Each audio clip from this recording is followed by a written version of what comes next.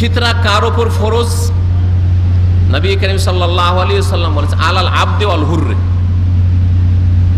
যদি গোলাম দাস কৃত দাস হয়, এখন গোলাম নেই, চাকর নকর আছে কিন্তু কৃত দাস নেই, মানুষ কিনা বেচা হইতো ওইটা নেই, এখন বাস্তবে নেই, শরীয়তের বিধানে আছে। যদি ওই রকমের অবস্থা তৈরি হয়ে যায়, ওই অবস্থা আজকে নেই, সেই জন্য আজকে গোলামিও নেই।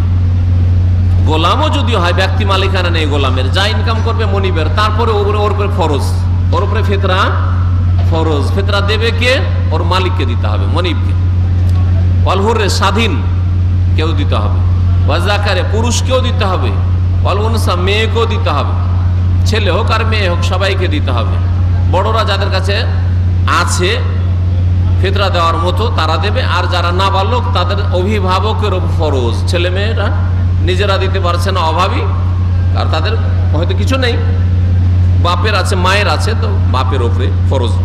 স্ত্রী যদি ব্যক্তি মালিকানা আছে আর তার কিছু আছে তো নিজের সম্পদ থেকে দিতে পারে, আর না হলে তার স্বামী বা একজন অপরজনের পক্ষ থেকে ফিতরা যদি আদায় করে দেয় সেটা আদায় হয়ে যাবে। কেউ কারো পক্ষ থেকে, একজন মুসলিম আর একজন মুসলিমের পক্ষ থেকে ফিতরা যদি আদায় করে দেয় আদায় হয়ে যাবে।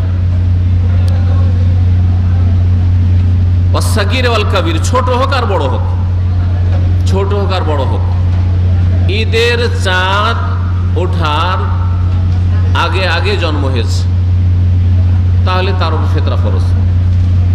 ছোট শিশু দুধ পান করে, ফিতরা ফরজ, অভিভাবক আদায় করবে তার পক্ষ থেকে। বড় হলেও তার উপর ফরজ। মিনাল মুসলিমিন, মুসলিমদের ওপর, তাহলে ফিতরা মুসলিমদের ওপর ফরজ, অমুসলিমদের উপর ফরজ নাই। মুসলিমদের কাছ থেকে নিয়ে মুসলিম অভাবীদেরকে দিতে হবে, অমুসলিমকে দেওয়া চলবে না।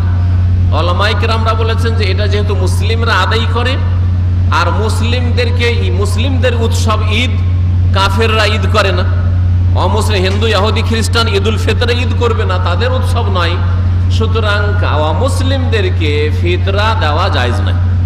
যেমন অমুসলিমদের কাছ থেকে আমরা আদায় করব না, আদায় করা জায়েজ নয়, তারা দিলেও তাদের ফিতরা হবে না কবুল।